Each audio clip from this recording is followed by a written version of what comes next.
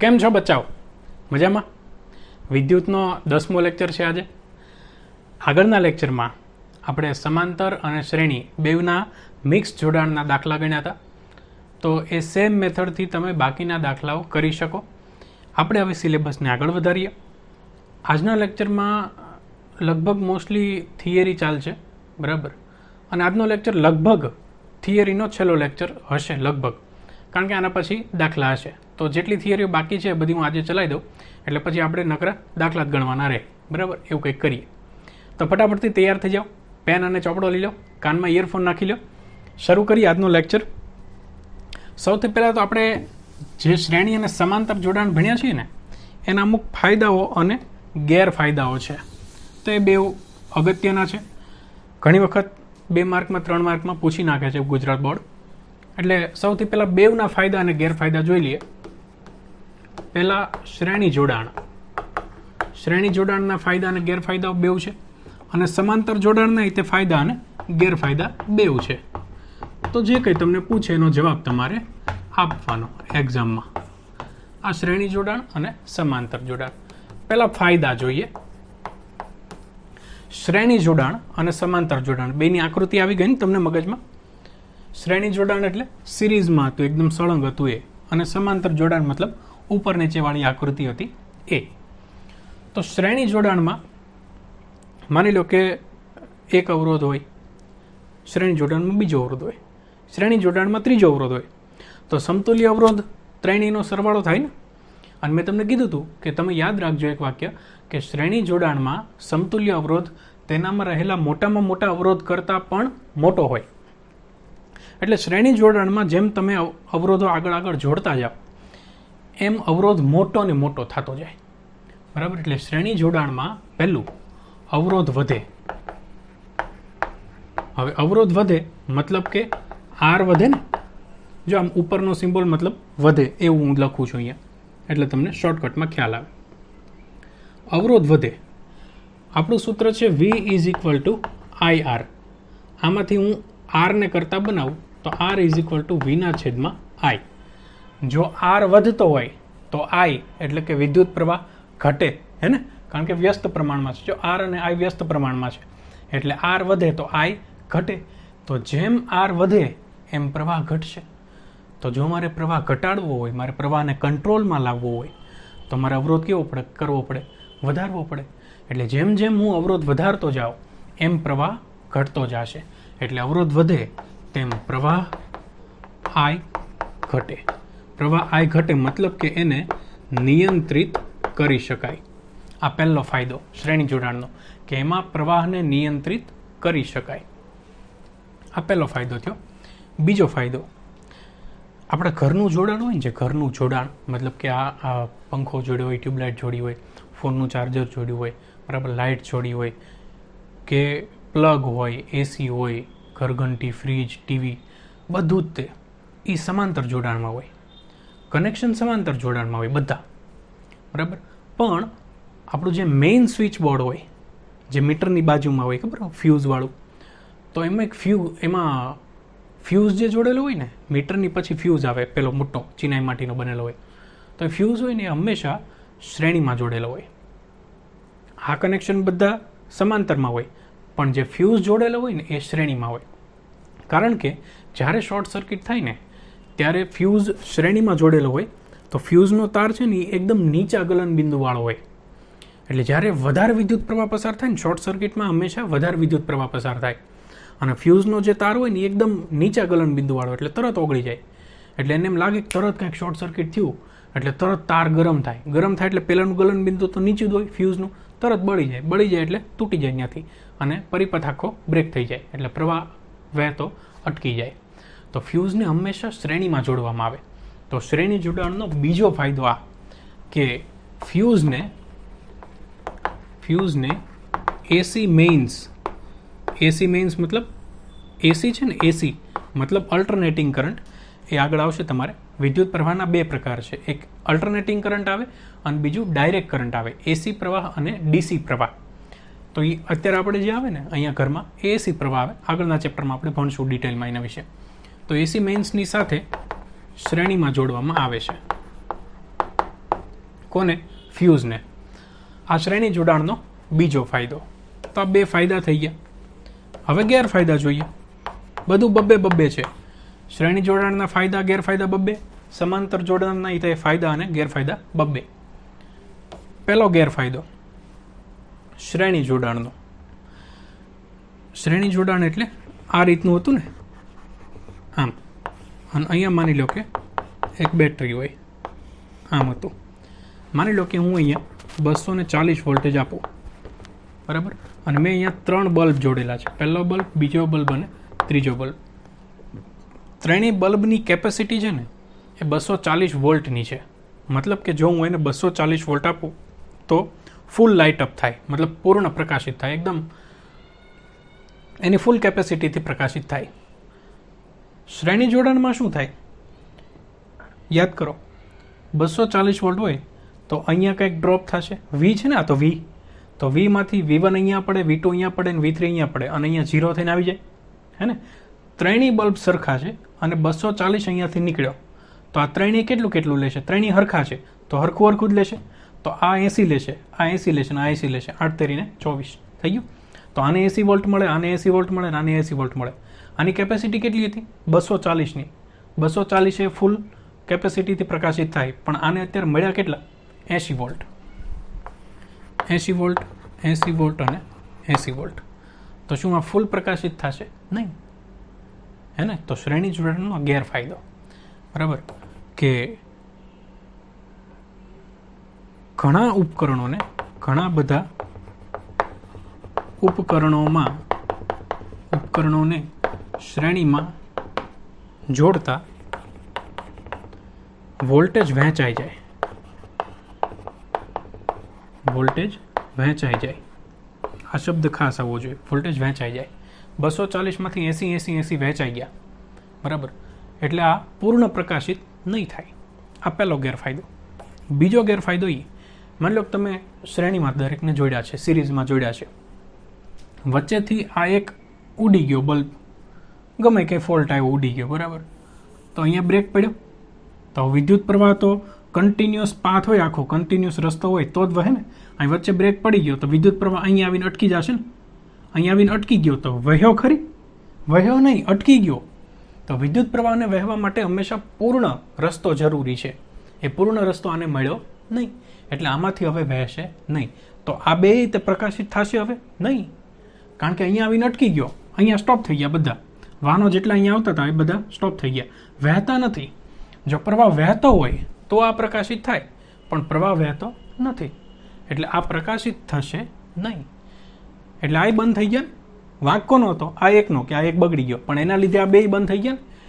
સિરીઝમાં એવું થાય, જો તમે નવરાત્રિમાં આપણે સિરીઝ લગાડીએ, હવે તો જો કે એવી સિરીઝ નથી આવતી, હવે એડવાન્સ આવે છે, પણ હજી ઘણી જગ્યાએ એવી હોય છે. આખી સિરીઝ હોય ને એમાં એક સાથે ઘણી બધી 100-150 એક સાથે બલ્બ હોય, નાની નાની, એમાં વચ્ચે એકાદો બલ્બ તૂટી ગયો હોય ને તો આખી સિરીઝ બંધ થઈ જાય, બરાબર. પછીથી થોડુંક એડવાન્સ એણે પરિપથમાં ચેન્જ કર્યો અને એવું થયું કે આખી સિરીઝ હોય ને તો માની લો કે અહીંયાથી અહીંયા સુધી આવ્યા, આ બલ્બ ઉડી ગયો ને તો આ એક બલ્બ બંધ થઈ જાય અને આગળના બધા બંધ થઈ જાય, અહીંયા સુધી ચાલુ રહે, એવી સિરીઝ હતી. એટલે આપણને ખ્યાલ આવે કે ભાઈ અહીંયા સુધી ચાલુ છે તો એના પછીનો આ બલ્બ બગડી ગયો હશે, એટલે આને રિપેર કરો એટલે બાકીની ચાલુ થઈ જશે.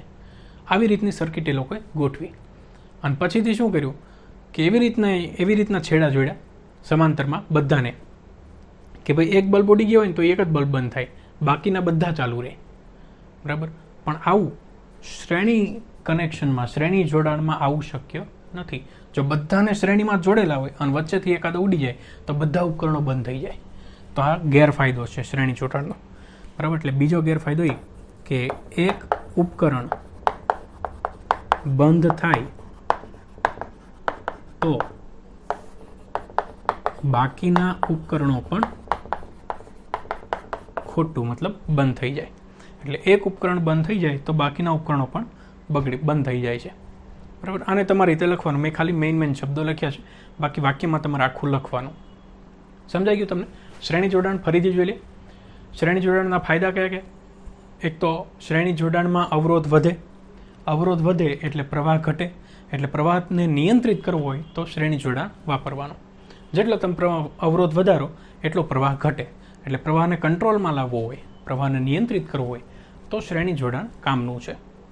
બીજું કે આપણા ઘરનું જે જોડાણ છે એમાં એસી મેઇન્સ આવતું હોય, મેઇન્સ મતલબ કે મીટર, બરાબર, પણ એક્ઝામમાં મીટર એવું નહીં લખવાનું, એક્ઝામમાં એસી મેઇન્સ શબ્દ જ વાપરવાનો સારો લાગે એમ. પેલું તો હું ગપ્પા મારતા હોય ને એવું લાગે કે મીટરની બાજુમાં જે ફ્યુઝ હોય એ શ્રેણીમાં જોડેલો હોય, એવું નહીં. થોડુંક વ્યવસ્થિત લખવાનું કે ફ્યુઝને એસી મેઇન્સ સાથે શ્રેણીમાં જોડવામાં આવે છે, જેથી શોર્ટ સર્કિટના સમયે ફ્યુઝ શ્રેણીમાં આવતા તે નીચા ગલન બિંદુવાળો હોવાથી તે પીગળી જાય છે અને પરિપથ તૂટી જાય છે. આથી ઘરના ઉપકરણો બચી જાય છે. તો આ શ્રેણી જોડાણનો બીજો ફાયદો. હવે ગેરફાયદા.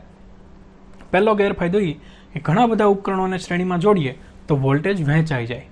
આથી ઉપકરણો પૂર્ણ ક્ષમતાથી પ્રકાશિત થઈ શકતા નથી. ઉદાહરણ આપવું હોય તો આપવાનું કે 3 બલ્બને શ્રેણીમાં જોડતા અને તેને 240 વોલ્ટનો સપ્લાય આપતા દરેકને 80 વોલ્ટ મળે છે, જે પૂર્ણ ક્ષમતાથી પ્રકાશિત થઈ શકતા નથી. બીજો ગેરફાયદો એ કે શ્રેણી જોડાણમાં જો કોઈ એક ઉપકરણ બંધ થઈ જાય તો બાકીના ઉપકરણો પણ બંધ થઈ જાય છે, બરાબર. આ બીજો ગેરફાયદો. હવે સમાંતરમાં આવીએ. પહેલા ફાયદા જોઈએ સમાંતરના. ફાયદા, ફાયદા, અફાયદા, ફાયદા, અફાયદા, ફાયદા, પ નહીં. જે આનો ગેરફાયદો હતો ને એ આનો ફાયદો છે. શું કહે છે?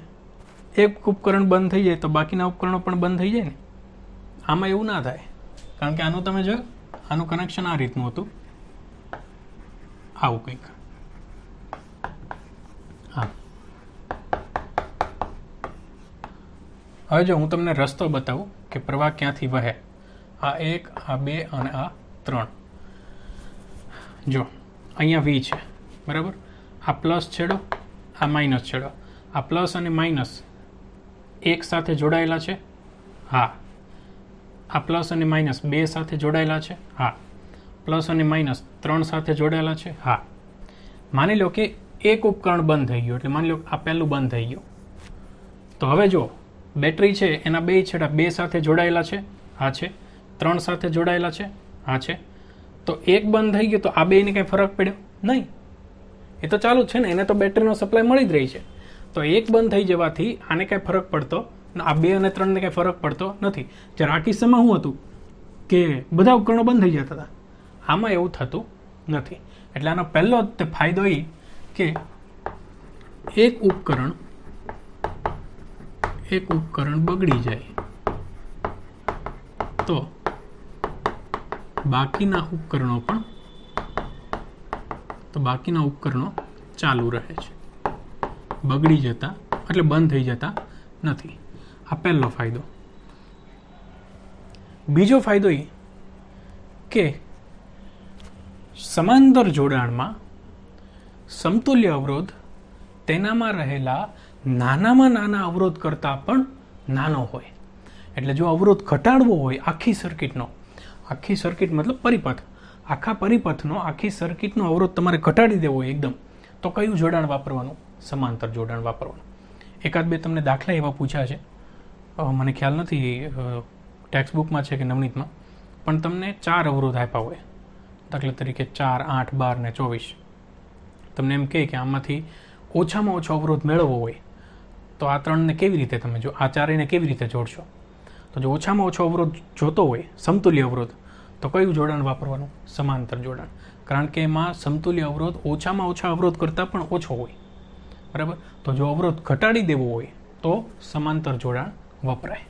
એટલે બીજો આનો ફાયદો એ કે અવરોધ ઘટી જાય છે, બરાબર. નહીવત થઈ જાય અવરોધ, એકદમ શૂન્ય જેવો થઈ જાય.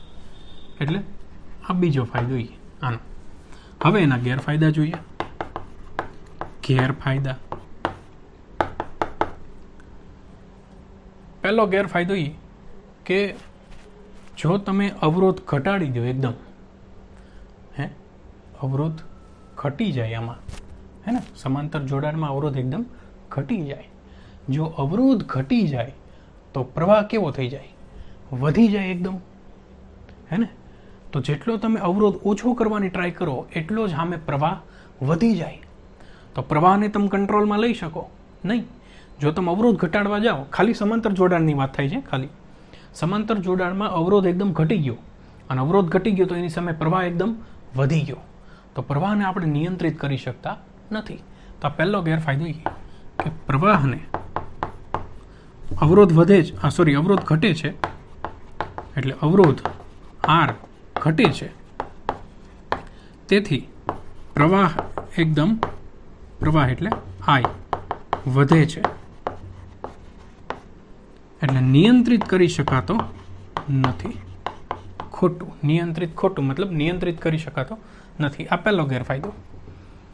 બીજો ગેરફાયદો એ કે અહીંયા તમે 240 વોલ્ટનો સપ્લાય આપ્યો હતો અને 80 મળ્યા હતા, બરાબર. પણ સમાંતર જોડાણમાં તો તમને ખ્યાલ છે કે વોલ્ટેજ દરેકને સેમ મળે. જો આ V વોલ્ટેજ છે એ સેમ 1 નહીં મળ્યો, V વોલ્ટેજ 2 નહીં મળ્યો અને V વોલ્ટેજ 3 નહીં મળ્યો. અહીંયા પ્રવાહ ચેન્જ થતો હતો ને, પ્રવાહ અલગ અલગ થઈ જતો હતો, વોલ્ટેજ તો સેમ રહેતો હતો. એટલે જો આ ત્રણેય ઉપકરણો છે એ હું અલગ અલગ લઉં, અલગ અલગ મતલબ કે જો સમજો, પહેલો જે છે ને બલ્બ, એક બલ્બ છે એની કેપેસિટી છે 220 વોલ્ટની, મતલબ કે હું એને જો 220 વોલ્ટ આપું તો ફૂલ પ્રકાશિત થાય. બીજો છે 230 વોલ્ટ ઉપર કામ કરે છે, મતલબ એ 230 વોલ્ટ આપવું એને તો ફૂલ કેપેસિટી પ્રકાશિત થાય.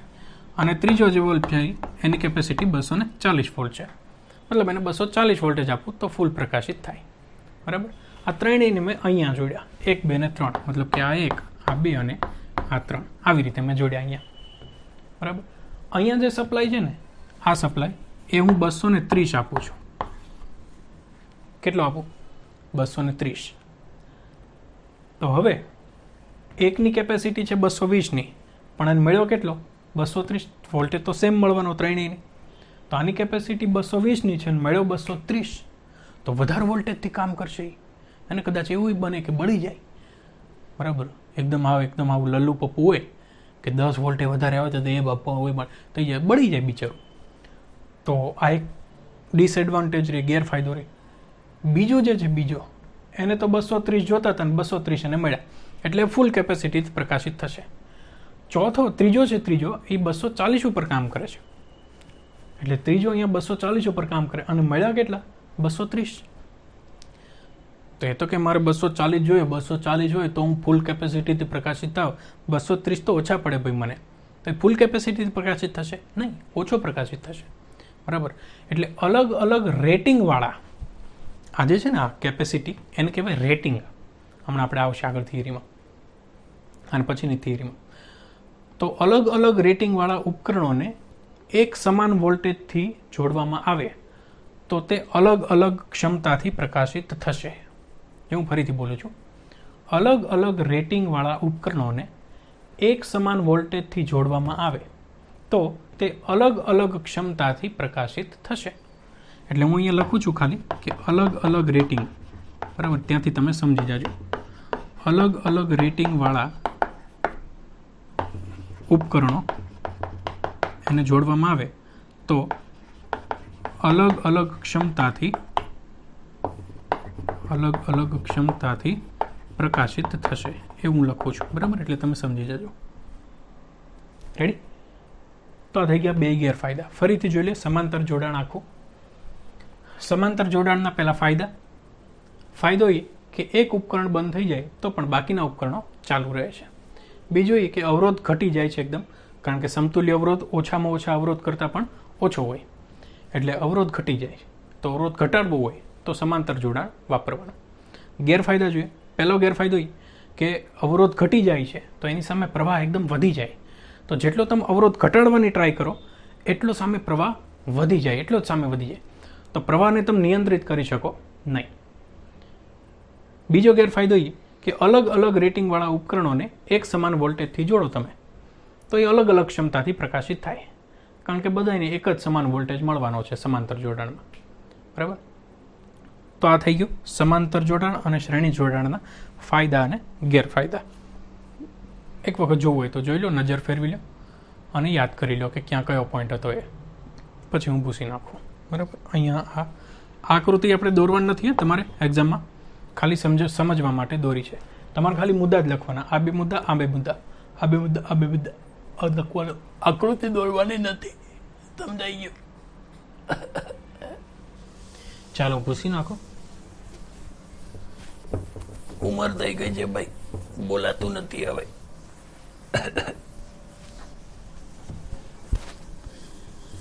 હા, હવે આપણે આગળની થિયરીઓ બાજુ જઈએ. હે, ગड्ढा થઈ ગયા છે પણ તોય ભણાવવું તો પડશે ને ભાઈ, કે નહીં? પછી છે વિદ્યુત પાવર. પાવર તો બધાને હોય, હે ને? મને પાવર છે, તમને પાવર છે કંઈક, પણ વિદ્યુત પાવરની વાત છે. વિદ્યુત પાવર નવી રાશિ છે. એક તો પાવર એ છે ને પાછળ રાશિ છે. વિદ્યુત પાવરને દર્શાવાય પી વડે. પીનું સૂત્ર છે વી ગુણ્યા આઈ. વી ગુણ્યા આઈ. વી એટલે વોલ્ટેજ, આઈ એટલે પ્રવાહ, જે આપણે છે એ તે. તો વી ગુણ્યા આઈ કરો એટલે તમને પાવર મળે. કોનો પાવર? કોઈ પણ ઉપકરણનો. દરેક ઉપકરણનો પાવર હોય. તમારે છે, મારે છે, એમ ઉપકરણ નહીં પાવર હોય. બરાબર? તો કેટલો પાવર હોય? અલગ અલગ હોય બધાનો. હમણાં આપણે જોઈએ. પહેલા રાશિ સમજી લઈએ, વિદ્યુત પાવર શું છે. વિદ્યુત પાવર રાશિ છે ને, એને દર્શાવાય પી વડે. પાવરનો પી, બરાબર? યાદ રહી ગયો. એનો એકમ છે વોટ. વોલ્ટ નહીં, વોટ. લખાય આવી રીતે, WATT. WATT, watt. તમારું ઇંગ્લિશ વાળું વોટ નહીં. વોટ આર યુ ડુઈંગ, એ વોટ નહીં. WATT. જેમ્સ વોટ નામનો વૈજ્ઞાનિક હતો, એણે એના નામ ઉપરથી વોટ નામ પડ્યું છે. તો આ એનો એકમ છે વોટ. કોનો? પાવરનો એકમ છે વોટ. એને દર્શાવાય W વડે. આ એનો એકમ થઈ ગયો. વિદ્યુત પાવર એને દર્શાવાય P વડે. એનો એકમ છે વોટ. સૂત્ર છે P = VI. આ V એટલે વોલ્ટેજ અને I એટલે પ્રવાહ.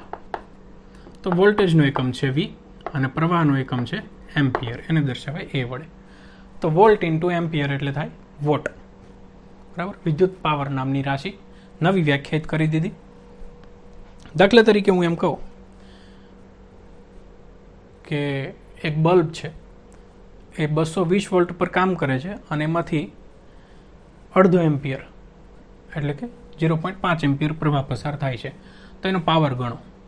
શું કીધું ફરીથી? જો 240 વોલ્ટ ઉપર કામ કરે છે અને અડધો એમ્પિયર એટલે 0.5 એમ્પિયર પ્રવાહ પસાર થાય છે. તો એનો પાવર ગણો. તો P = VI. હવે તો તમને ખ્યાલ છે V = 240 અને I = 0.5 એમ્પિયર. તો પાવર ગણવો હોય તો સિમ્પલી આનો ગુણાકાર કરી નાખો. 240 ગુણ્યા 0.5 એટલે મળ્યું 120 વોટ. બલ્બનો પાવર કેટલો થાય? 120 વોટ. તો તમે દુકાન ઉપર જાઓ તો કયો ને 120નો બલ્બ આપો તો, ત્યારે તમે શું કહો છો? 120 વોલ્ટનો બલ્બ આપો તો કહો છો કે નહીં? 120 વોલ્ટનો બલ્બ આપો એમ કહો છો તમે. જે ખરેખર શું છે?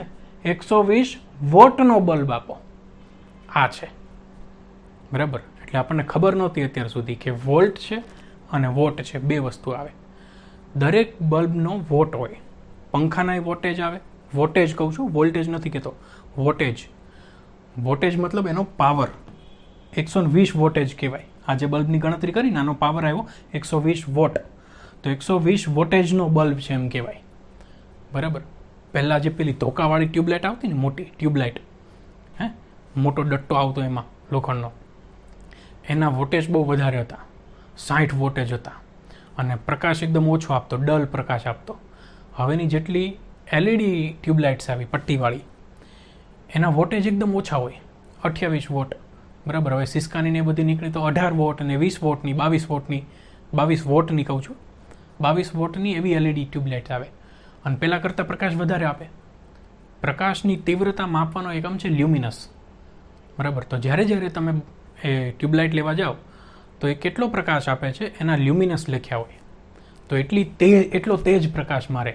જેટલા લ્યુમિનસ વધારે એટલો બલ્બનો અથવા ટ્યુબલાઇટનો પ્રકાશ વધારે કહેવાય. બરાબર? તો આ યાદ રાખજો. વોટેજ ભલે ગમે એટલા હોય, લ્યુમિનસ વધારે આપવા જોઈએ, મતલબ કે પ્રકાશ વધારે આપવો જોઈએ. તમે એમ કહો છો 0 વોલ્ટનો બલ્બ આપો, હે ને? નાઇટ લેમ્પ્સ માટે અથવા તો ટોયલેટ બાથરૂમમાં લગાડવા માટે 0 વોલ્ટનો કયો છે, પણ એ 0 વોલ્ટ નથી, 0 વોટ છે. બરાબર, કારણ કે પાવર છે. દરેક ઉપકરણને પાવરથી માપવામાં આવે જનરલ માર્કેટમાં. બરાબર, રૂટીન લાઈફમાં પાવરથી આપણે માપીએ. પંખો છે તો પંખાનો પાવર 120 વોટ આજુબાજુ હોય. હવે તો ઓછા થઈ ગયા છે, 80 ને 100 વોટના પંખા આવે છે. તો એવી રીતે આ વોટ છે. વોટ કોનો એકમ છે? વિદ્યુત પાવરનો. તો પાવર આખી રાશિ છે. વિદ્યુત પાવર દર્શાવાય P વડે. સૂત્ર છે P = VI. એનો એકમ છે વોટ. વોટને દર્શાવાય W વડે. બરાબર, આ થઈ ગઈ પાવરની વાત. હવે બીજી વાત કરી દઈએ.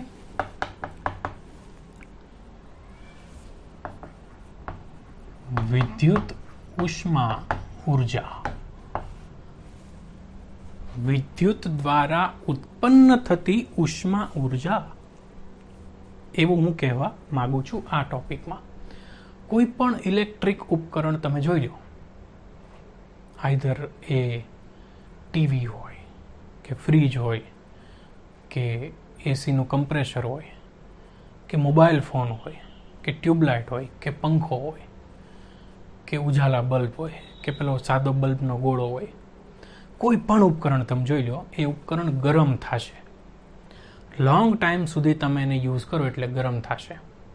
લોંગ ટાઈમ યુઝ કરવાનો મતલબ એવો છે કે તમે વધારે સમય સુધી વિદ્યુત પ્રવાહ પસાર કરો તો એ વધારે ગરમ થાય. ફેક્ટ વાત છે ને, જોઈએ છીએ આપણે રૂટીન લાઈફમાં.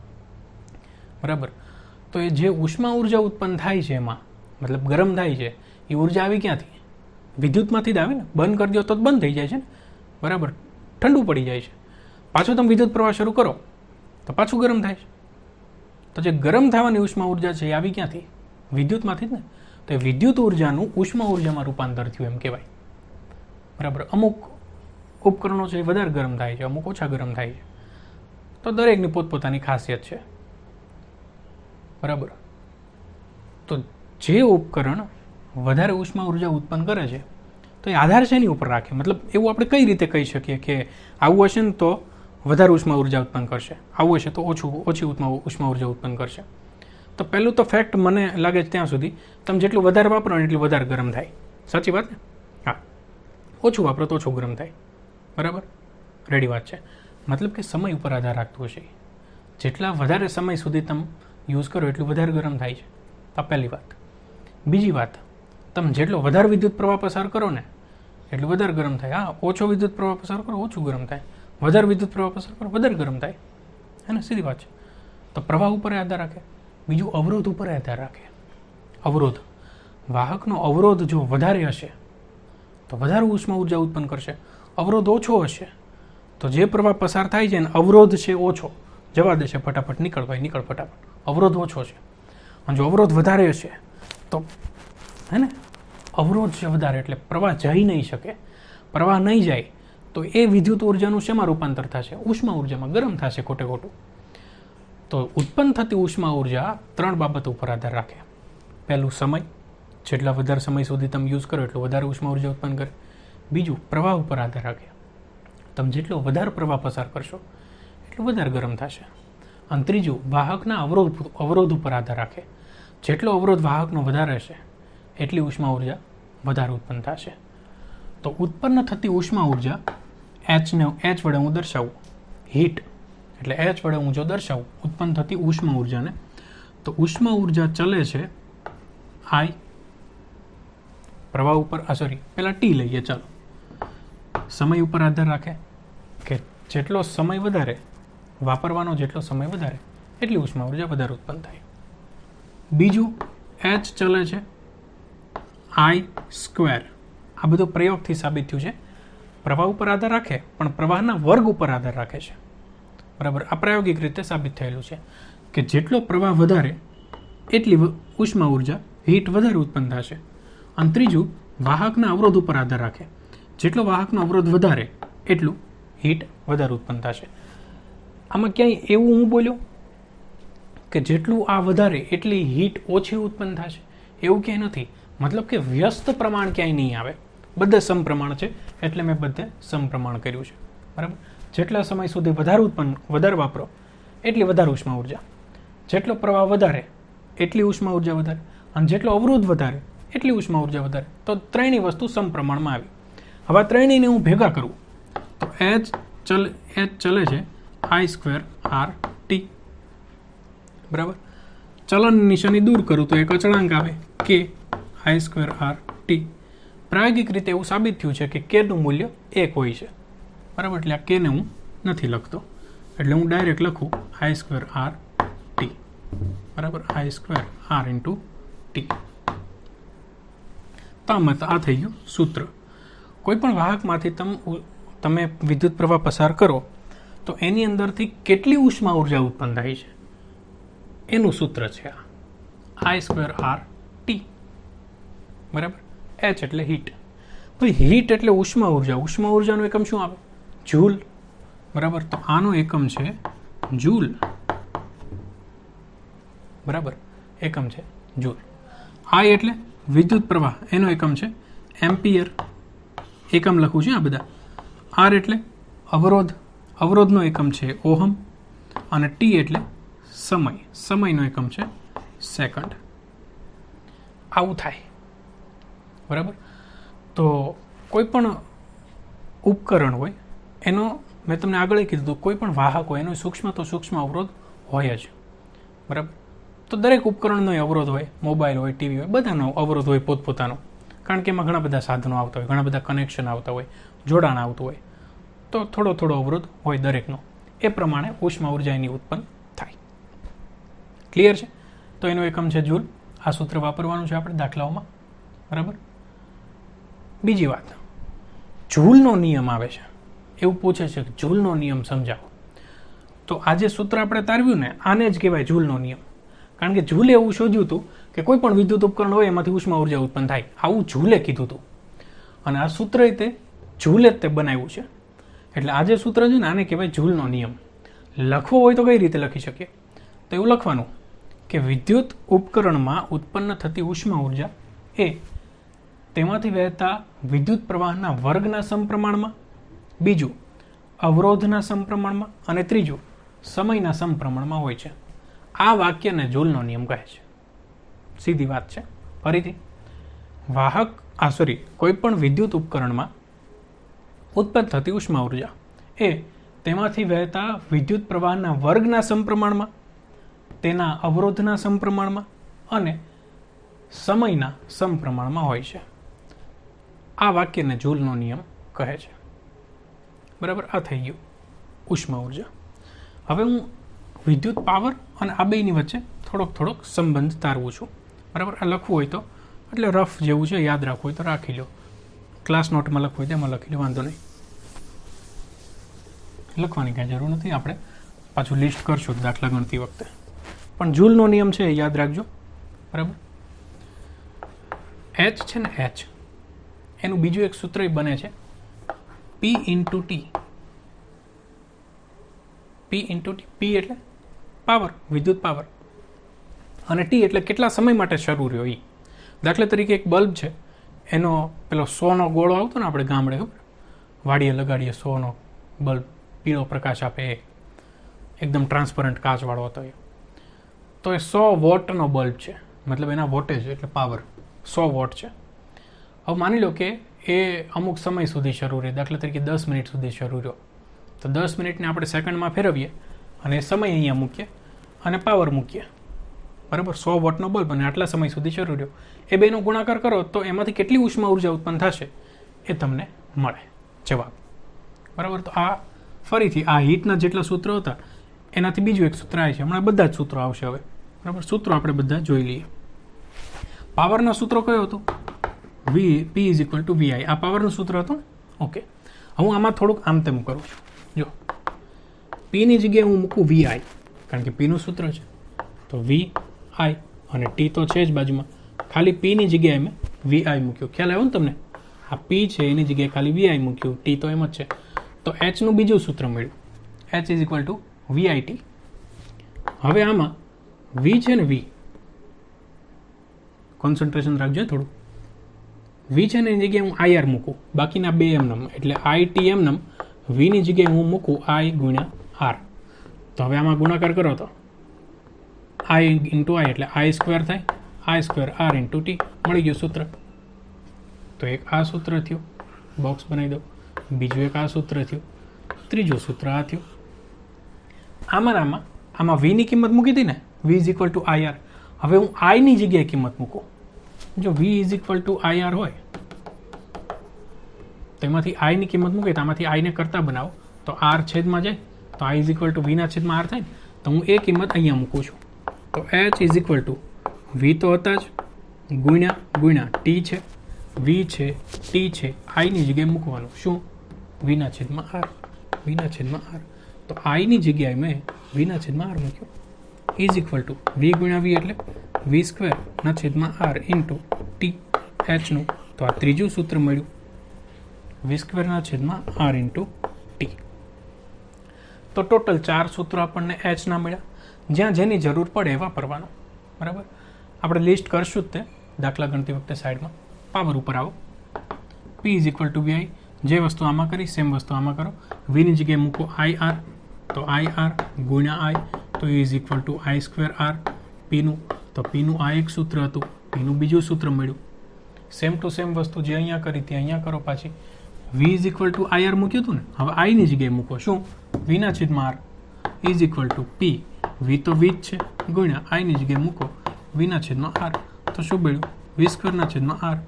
પી ઇઝ ઇક્વલ ટુ, તો આ ત્રીજું સૂત્ર મળ્યું. હે ને? એચનું સૂત્ર છે પી ગુણ્યા ટી. મતલબ જ્યાં પાવર હોય એની પાછળ તમે ટી લગાડી દો તો એચ બની જાય. જો આ પાવરનું સૂત્ર છે, એની પાછળ ટી લગાડો તો વી આઈ ટી થાય. આ સૂત્ર મળ્યું. પીની પાછળ તમે ટી લગાડી દો તો એચનું સૂત્ર બને ને. આની પાછળ ટી લગાડો તો આઈ સ્ક્વેર આર ટી, તો એચનું સૂત્ર બન્યું. આની પાછળ ટી લગાડો વી સ્ક્વેરના છેદમાં આર એટલે પી થાય. એની પાછળ ટી લગાડો તો એચનું સૂત્ર બની ગયું. હે કે નહીં?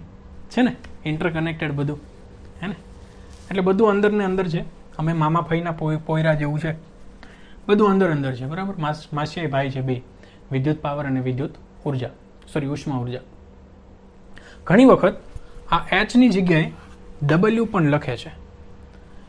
ડબલ્યુ એટલે કરેલું કાર્ય. તો ગભરાવાનું નહીં.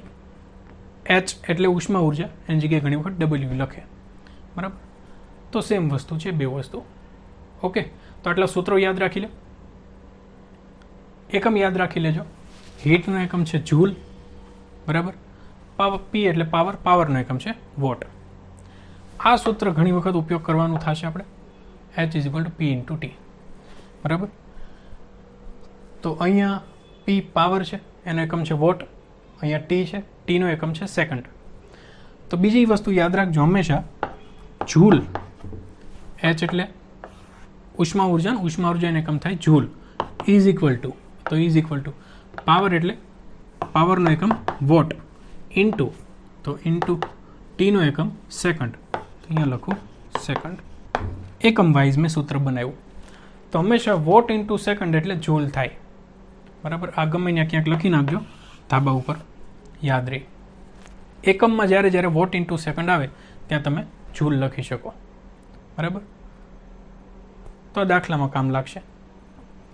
બાકી બધું હું તમને વચ્ચે કહેતો જઈશ. ઓકે, તો બસ આટલું છે આજના લેક્ચરમાં. બાકી થિયરી કંઈ વધી હશે, મને એવું લાગશે વચ્ચે કંઈ એકાદો ટોપિક ચલાવવાનો, તો હું વચ્ચે ચલાવી દઈશ. બાકી આવતા લેક્ચરથી દાખલા આપણે શરૂ કરીશું. બરાબર, તો આટલા સૂત્રો યાદ રાખી લો. લગભગ હવે દાખલા ઉપર આપણે વધારે ભાર આપશું એટલે આપણું ચેપ્ટર અહીંયા પૂરું થાય. આગળના લેક્ચર પછી લગભગ 2 લેક્ચર થશે દાખલામાં. તો ત્યાં સુધી આ સૂત્રો યાદ રાખી લો, એકમ યાદ રાખી લો. આગળ શ્રેણી સમાંતરના ફાયદા અને ગેરફાયદા જોઈએ એ યાદ રાખી લો. એ અગત્યના છે, ઘણી વખત પૂછાઈ જાય છે એક્ઝામમાં. બરાબર, મેં તમને આગળ કીધું હતું કે 3 માર્કનો એ દાખલો આમાંથી આવવાનો છે. તો ઘણી વખત ગુજરાત બોર્ડ એવું કરે છે કે 3 માર્કના એક ક્વેશ્ચનની જગ્યાએ 2 ક્વેશ્ચન પૂછે, એક 2 માર્કનો અને એક 1 માર્કનો. તો આપણે 2 માર્ક નહીં કરવા પડે અને 1 માર્કનો કરવો પડે. બરાબર, ઘણા છોકરા એવું કરે કે આમાંથી તો 3 માર્કનો ક્વેશ્ચન આવવાનો છે ને, તો ખાલી 3 માર્કના જ ક્વેશ્ચન કરે. બધા નાના ક્વેશ્ચન હોય 1 માર્કના અને 2 માર્કના એ ના કરે, અને એક્ઝામમાં એવું આવી જાય તો હલવાઈ જાઓ ને બિચારા. એટલે એવું નહીં કરવાનું. એટલે આ તમને કહી દીધું, એટલે તમે એ રીતે મહેનત કરો. બરાબર, તો બધા જ ચેપ્ટરમાં એ રીતનું છે. 4 માર્કનો સવાલ આવવાનો હોય તો એમાં 2 માર્કના 2 સવાલ એ કરે, એક 3 માર્કનો અને એક 1 માર્કનો એવું કરે. એટલે એ પ્રમાણે જ તૈયારી કરવાની તમારે. ક્લિયર? તો આટલી થિયરી યાદ રાખી લો. આપણે પાછા આવતા લેક્ચરમાં મળીએ. બરાબર? ત્યાં સુધી ગુડ બાય.